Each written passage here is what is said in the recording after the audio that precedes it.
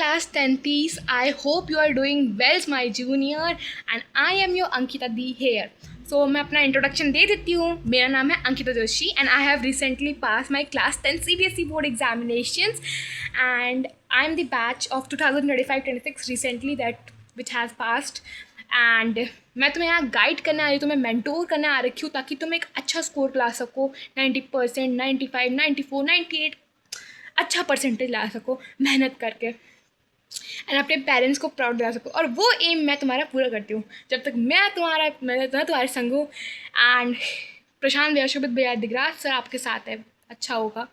And मैं तुम्हें बोलना चाहती हूँ कि पहला प्लीज़, अगर तुमने RM बैच में इनरोल नहीं करा तो प्लीज़ कर लो, क्योंकि मैंने तो अपनी क्लास 10th की जर्नी में RM बैच में इनरोल करा था एंड उनने मेरे बहुत अच्छा रोल निभा रखा है.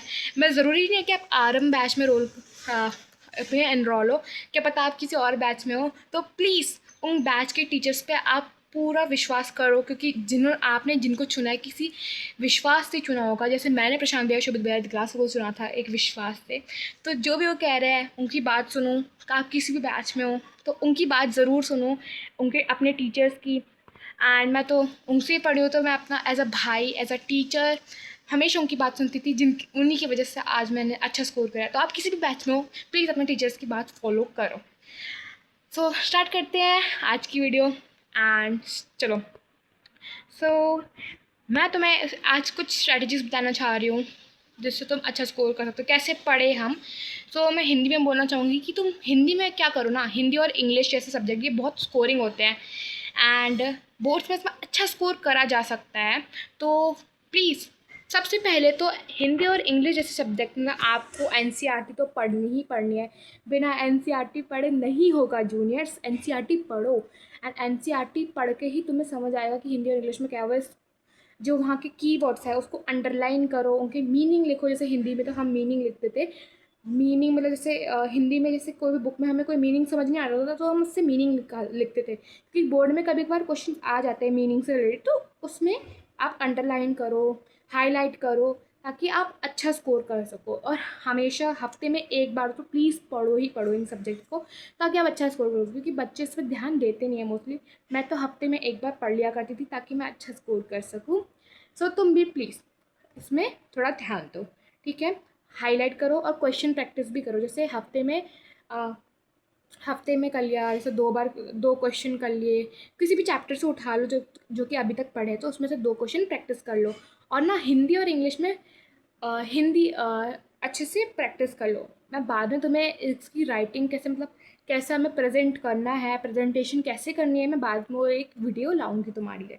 उसके बाद हम चलते हैं मैथ्स जैसे सब्जेक्ट में. दीदी मैथ्स तो समझ ही नहीं आती है.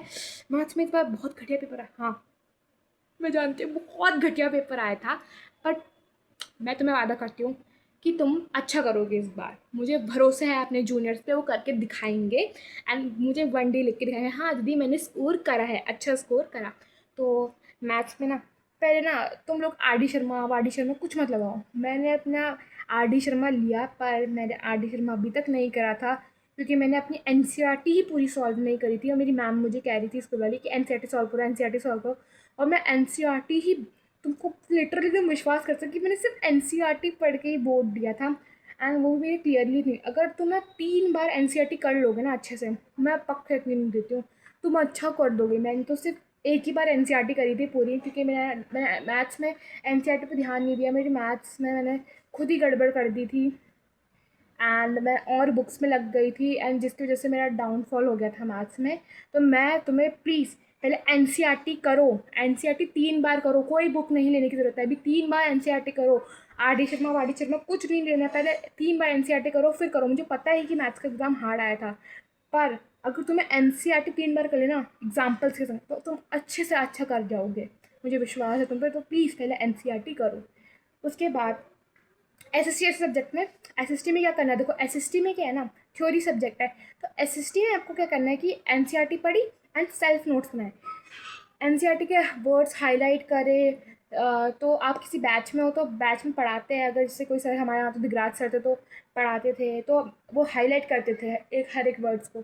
तो मैं भी उनके संग जो वो हाईलाइट करते थे ना, मतलब बोर्ड में, तो मैं भी वर्ड को, उस पर्टिकुलर सेंटेंस को हाईलाइट करते हुए थी। एंड उसके बाद मैं नोट्स बनाती थी अपने खुद के। तो मैं एनसीईआरटी फिर बाद में वापस पढ़ती थी और खुद के नोट्स बनाती थी। तो इससे मेरा बहुत अच्छा स्कोर हुआ और मैं 93 स्कोर करने में कामयाब हुई out of 100 and SST.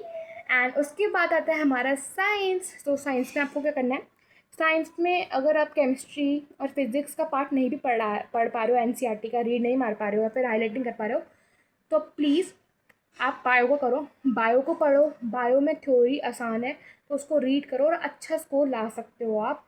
And उसमें अगर आपके पास खुद के नोट्स आप नहीं बना रहे हो तो आप अपने टीचर्स के नोट्स उसमें यूज़ कर सकते हो और उसको पढ़ सकते हो। आप अपने स्कूल टीचर्स के नोट्स उसमें पढ़ सकते हो, या फिर आप खुद के नोट्स बनाते हो तो वो पढ़ो। वो अच्छा स्कोर करने में आपको बेहतर इम्प्रूव करेगा। दैन उसके बाद है हमारी आईटी, इंफॉर्मेशन टेक्नोलॉजी। तो इंफॉर्मेशन टेक्नोलॉजी में तो मैं बुक में हाईलाइट करती थी, उससे ज़्यादा नहीं। बुक में हाईलाइट कर लिया, उससे भी आपका अच्छा स्कोर आ जाएगा। आपको आईटी में क्या करना है, इंफॉर्मेशन टेक्नोलॉजी है या फिर कोई भी ऐसा सब्जेक्ट है जो कि एडिशनल होता है, कोई बोर्ड एग्जामिनेशन में बेस्ट आउट ऑफ 5 जोड़ते हैं, तो उसमें आप ये करो, रीड मारो और हाईलाइट करो। मैं हर बुक में बात कर रही हूँ, प्लीज़ उसको हाईलाइट करो या फिर पेंसिल से मार्क करो, नीचे अंडरलाइन करो। उससे तुम्हारा जो बेसिक है ना वो अच्छे से क्लियर होगा और तुम अच्छे से फोकस कर पाओगे और तुम्हें मज़ा भी आएगा उसमें पढ़ने में। सो आई होप तुम समझ गए होगे अब पढ़ना कैसे है और आगे तो तुम्हें करना ही है। और हमेशा याद रखना कि मेरे संग भी ऐसा हुआ। अभी मैंने मेरा मतलब क्या हुआ, मैं हमेशा चाहती थी कि मेरे 95 है, पर 95 तो नहीं आ पाए परसेंटेज। और मुझे बहुत दुख हो रहा था अंदर से, मैं टूट जैसी गई थी। बट मुझे यकीन आया, पर मुझे एक होप दिलाई। एंड मुझे वो होप दिगराज सर की एक लाइन सुनने से आई। और मैं तुमको भी वो सुनाना चाहूँगी क्लास 10th के बच्चों, कि कभी भी ऐसा लगे ना कि ज़िंदगी बहुत काली हो रही है, मतलब अच्छा नहीं चल रहा हमारे जीवन में, तो वो एक होप रखना, उस होप को पकड़ना और एक आस रखना।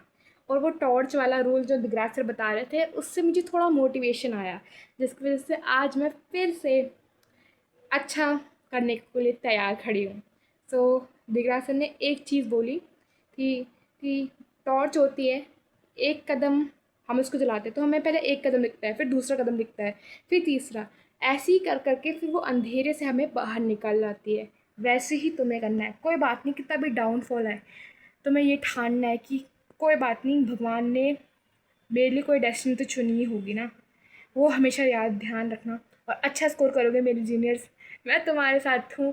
एंड तुम्हारे बैच के टीचर्स का आशीर्वाद तुम्हारे संग है, तुम अच्छा करोगे, मुझे पक्का यकीन है मेरे जूनियर्स अच्छा करोगे। तो प्लीज़ मेरे चैनल को सब्सक्राइब करे बिना मत जाना जूनियर्स, अगर तुम्हें ऐसी अच्छी वीडियो चाहिए। एंड लाइक भी करना। Okay bye bye juniors.